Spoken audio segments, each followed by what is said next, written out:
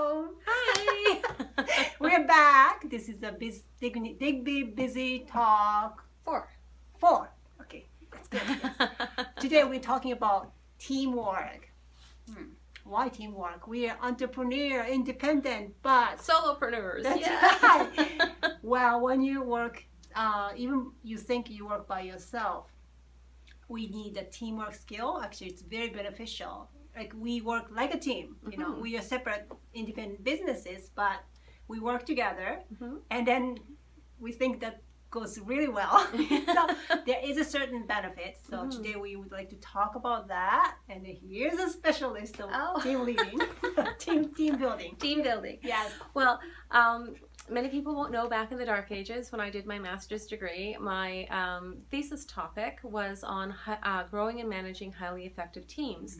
And in fact, I spoke at Java 1, the large international conference for Java programmers, on the topic of growing and managing highly effective teams. You know, a lot of us, the first time we're ever thrown together to do any kind of teamwork is in school. You know, we're arbitrarily put together with a number of other students and told that we have to complete this task. Sometimes we're lucky enough to be given some instructions, but usually we're kind of thrown in and here, like sink or swim. Okay. And that can turn out a whole bunch of different ways. Often it ends up being one or two people in the group end up actually doing the project, and everyone else kind of gets credit for it, and that's not what the goal is there.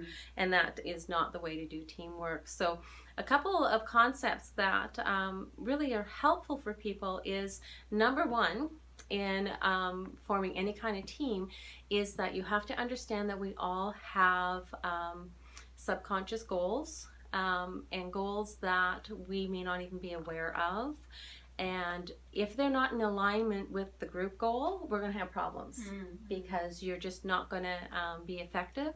So if you can find a way to align your goals to what the group goal is, and kind of backing it up a little further, you have to define what that goal is, and that can be a bit of a challenge with some situations. But if you can define what that goal is, and each of you can align with your personal goals with that goal, you're going to be much more effective.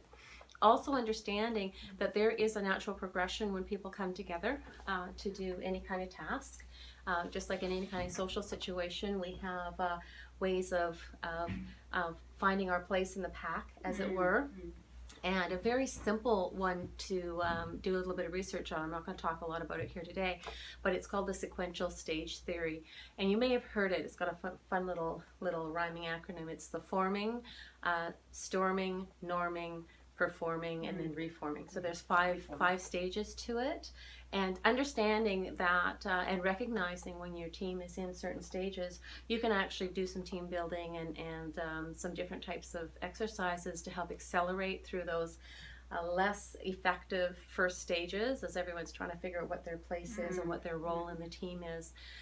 But it's really quite interesting because in any kind of team you have to have roles that are filled as well as positions. So everybody thinks about the positions that need to be filled. Like, okay, we have to have somebody who's in marketing, we have to have somebody who's in finance, you know, those are our positions, but we don't think about what roles, because we have social roles in our teams that are just as effective and just as important to fill as we have the actual jobs. So it's quite interesting. Yuki actually just introduced me to a very prolific writer in the business world, and his name is Peter Drucker. And Yuki, do you want to read that first quote? A person? If she can read my try. writing. A person can perform only from strength. One cannot build performance on weaknesses. On weaknesses, sorry. Let alone on something one cannot do at all. That's right. So as a leader, it's really, really important to know what your teammates are. Give an example. Like, you know, to me, English is not my strength and best way to, you know, I don't speak English as like university trained, you know, native English speaker, for example. So here's Judy. I let her talk in a very, you know, difficult academic jargons, whatever, or very scientific way. But I have a different role. So that's how the team work. You work on your strengths, and then if you have a weakness, you don't try to hang on, but here you go, my helper does the better job. That's right. Yeah. And it doesn't detract from you in any way to recognize that you have a weakness. You know, it may be something you can build on over time, but you know, it may be something that you aren't that interested in getting stronger in, because there's other things you're more interested in, and that's okay too, because we don't all have to be perfect in everything. It's not going to happen. So it's boring. Oh gosh, would that ever be boring? Absolutely. So, you know, a couple of the places that we use teamwork with, obviously, is in school. We talked about that. Business is obvious, but within community and even within family. And communication is another one of those teamwork skills that are vital. Very. Absolutely. Yes. You know, a lot of times it's said that we listen to respond rather than listen to hear. I like it. Right? Or we hear to respond rather than hear to listen. Because I'm of an age that oftentimes if I don't get it out, I've forgotten what I was going to respond. So I've learned to be taking notes. I'll just take notes rather than changing the way I listen, because it's really, really important that we listen to what our teammates are saying and give them that respect, and they give us that respect as well. So that's really, really important. Also learning different communication styles. You know, some people are very direct, some are indirect, some, you know, if you've ever done the personality test, like the color one's a real simple one. We would like to go through those different personalities one time. Some in other different absolutely, video. Yeah, absolutely. Knowing those different types, at least you are aware of that, helps a lot to communicate with. It does. People. It does. Absolutely. So when we're talking about teamwork, it's also very, very valuable as something that both Yuki and I feel very strongly about, is when you're working within a community, it's very important that we give back to that community in a volunteer capacity of some sort. And I'm sure many people in Digby will recognize Yuki from a lot of the work that she's been doing on. You too. Well, on the, I mean, you were on the multicultural committee. For what was it, 2 years? You did two big events, and absolutely. So this is something I really love about this area in Digby, is that there's so many people doing amazing things for the community to make it better. You know, instead of focusing on the weaknesses of the community as a whole, they're looking at and drawing upon the strengths of all the people who are here who want to make Digby even better, which I think is absolutely fabulous. A good example is our friends up at the Schoolhouse Cafe on Digby Knack. You know, Melissa Merritt and Gwen Quigley Wilson are leading a fabulous team up there who are doing wonderful things to revitalize the area out on Digby Knack.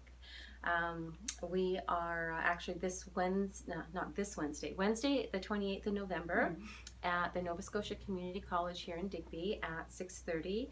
The Defining Communities Conversations to Build Capacity Season 3 will be here. So Yuki and I are both really looking forward to meeting with other people in the community that are wanting to do positive things, and seeing what projects are ongoing and what the needs are in the community. So I welcome you to visit Yuki's website, and your website is again? Oh, www.ordinaryfamilyfood.ca. Whoops, I messed up. www.ordinaryfamilyfoodlife.ca. Excellent. And Yuki has posted information about that meeting upcoming as well on her website and Facebook, and also on mine at rawandgreen.com.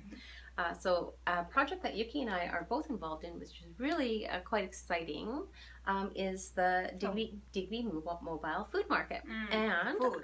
Yes, food. We're again. Food. Yes. So it's being modeled roughly after the Halifax Food Market, understanding that Digby is very different than Halifax, and the communities surrounding Digby are different than Halifax. But the mobile food market for Digby is our team is really excited, because we actually won a competition to get funding to be mentored by the fabulous folks at the Halifax Food Market to help us get this up and running. So there's a whole lot of the growing pains that we will be avoiding. Yeah, but we have a big mouth. You know, Digby's different from Halifax. Absolutely, absolutely. And we have some really great, a good mix of people on the committees. We're always looking for more. And on the 6th of December, we have a big stakeholders meeting. So anybody who might be interested in having a voice or participating in some capacity with us in this upcoming project, we really encourage you to get in touch with either Yuki or I, and we'll hook you up. But our meeting is tentatively set for the 6th of December at 5:30. We don't have a location yet. That'll kind of depend on numbers. But if you are interested, please do reach out to either of us, and we will let you know. We will let you know. So this is basically the bottom line is we want to bring something to make everybody more accessible. That's right. For to fresh fruits and vegetables, preferably organic, local. And so we're looking at some different ways, and it's not that we'll be in competition with anybody who's existing, like existing farmers who are in the area. We actually are looking to partner with farmers in the area. We are looking to fall in a price point somewhere between the food bank and the local grocery stores, and we anticipate some assistance there in terms of storage of food and whatnot. You know, there's a precedent for that in the Halifax market, but those discussions haven't happened yet. So, but there's a lot of opportunity to make this ours. This is for the community, not for the certain individual, whoever, or business. So again, going back to what Judy said in the beginning, we need a common goal, which is the benefit for the entire community. That's right. That's what we are aiming. Right. Yeah, building community around healthy food, you know, and it's interesting because Yuki and I had another conversation earlier today about how important it is to build a support system up around you when you're making better choices. And this is one way of doing that, and that's part of what we're hoping to address, is to build a community of people who are focused on healthy food, new recipes, new ingredients, learning how to make better choices for our family. All those little things, what we exactly doing comes after, but we always remember what the common goal is, what the goal is, and then we can remember ourselves why we are doing.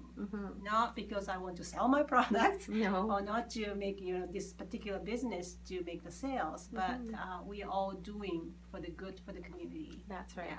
Yeah, that's right. It's just there's a need that's been identified, a very well identified. There's been a lot of research in this area regarding food insecurity, and part of the problems is that many people in the community itself don't have transportation, so getting to the locations for food, healthy food, can be a bit of a challenge.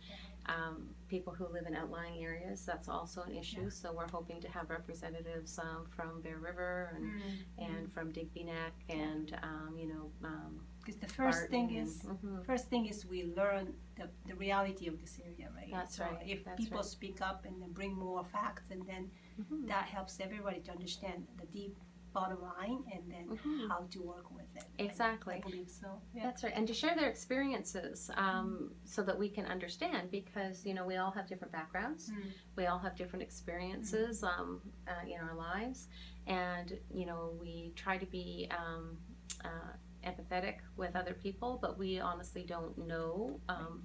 That's the point. We don't know. Yeah. And then we have to know first, I think. Exactly. So exactly. Sometimes it takes a bit of courage to speak up. Like, I don't like to speak up, but I learned unless you speak up, nobody knows. That's right. So, That's right. We can't read minds. Need to know what the people of Digby want, what their needs are. Well, we could toil away with our own little idea of what's necessary, and it totally missed the mark. So it's really important that people come out to the stakeholders meeting and let us know, or just reach out and private conversation, and we can bring that back to the meeting as well. So So that's a good possibility as well. And I do have to speak out too. I mean, there's a long list of people who are involved on this committee, and I am absolutely honored to be numbered amongst them. A lot of very dedicated people. Basically, I learned how to be involved from all those volunteers already been doing so many years, and then that's how I'm still learning. And then yes, it's a huge asset in this area. It is. It is. There's a lot of people who are willing to step up and do the work, which is fabulous, because you know there's, and if the more volunteers we have, even when we get to the point where we're doing market, then we don't have volunteer burnout. Everybody can feel valued, and that their participation in whatever capacity is definitely appreciated. And that's where we talk about in a team, you know, finding the different roles and the different jobs within that as well. You know, we're gonna need cheerleaders, yay! That's true. You know, and that's a role.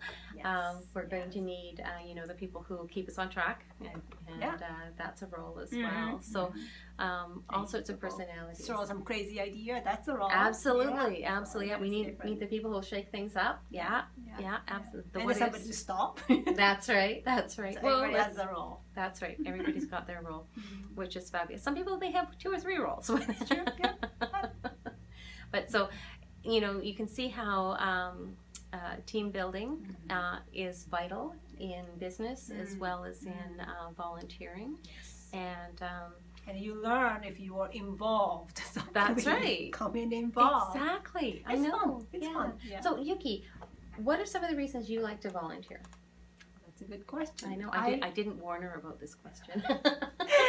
Actually, I had a similar question in a different place, and then I said that because I learned so much. I learned each time from each person. Just like you said, everybody has a different strength, and I learned so much by working with other people, even just observing it. Wow, I've never thought about that way. Or, well, I can't do that. Or it's just, it's a package of information and the new things to learn. And it's, to me, it's very exciting and then rewarding. Let's put it that way. I find it very rewarding. You know, I don't know how when you started first volunteering, but my very first volunteer position was as, and you're going to laugh at me because the title was way longer than I was tall. It was the Junior Vice President of the Junior Humane Society in Winnipeg. Okay. Lots of juniors. Lots of juniors. Yeah, I think I was like 12 at the time. Oh, okay. I got to go around to local community cat shows and judge cats and help people learn about keeping their pets healthy and that sort of thing. So that was a lot of fun.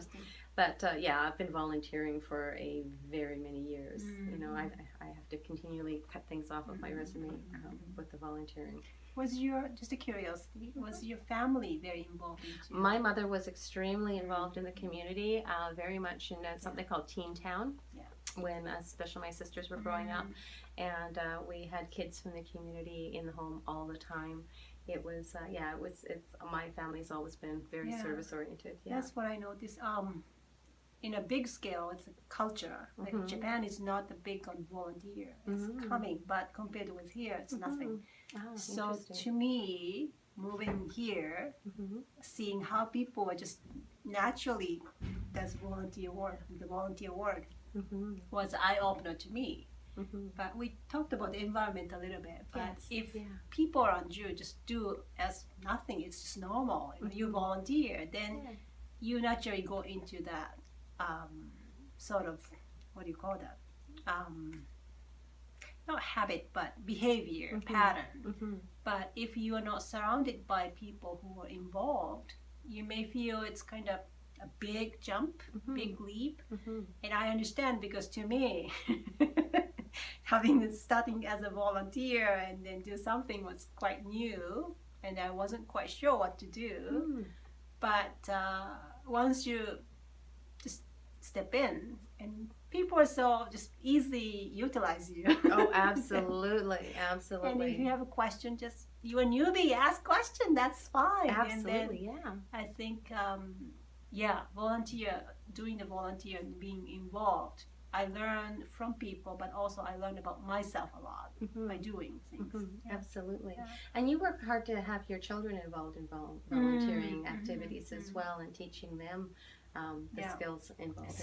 Just the exactly what importance. you say. We have to give it back. Yeah. Yeah. Just Yeah. not just taking or getting, but No, exactly. You know, and it's wonderful to have the opportunity to use a skill that you've learned to help somebody else in the community, and to work with people. It's fun working with different people. Like Yuki said, we all learn from each other all the time. Yeah. And then when you realize your skill is actually developed because of the work you've been doing, and that's I think the realistic return too. Absolutely. It's emotional, mentally, and also practical return. Yes, we do that the skill. Oftentimes, you know, if you're looking for a job and you're just out of school and you don't have experience, you know, the career counselor is going to recommend that you volunteer, because you can get a lot of different experience just in volunteer positions, which is fabulous. Yeah, and people recognize that. And absolutely, people do recognize that. So you don't lose.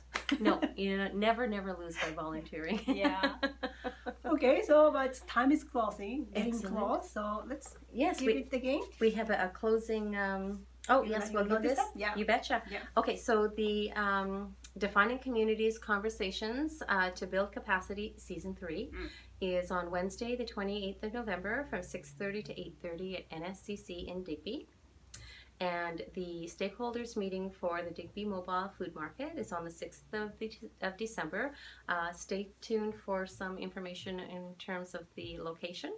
I believe the time will be 5:30, but it's still early days. And we wanted to have a closing quote from Peter Drucker. And management is about human beings. Its task is to make people capable of joint performance, to make their strengths effective and their weaknesses irrelevant. I love that one. I love that too. Yeah. Yes. Excellent. Yes. Thank you. Thank you. Yuki and Judy signing off. As a good team. As a team. So see you next time, I think. Yes, with Digby Busi Talk. That's right.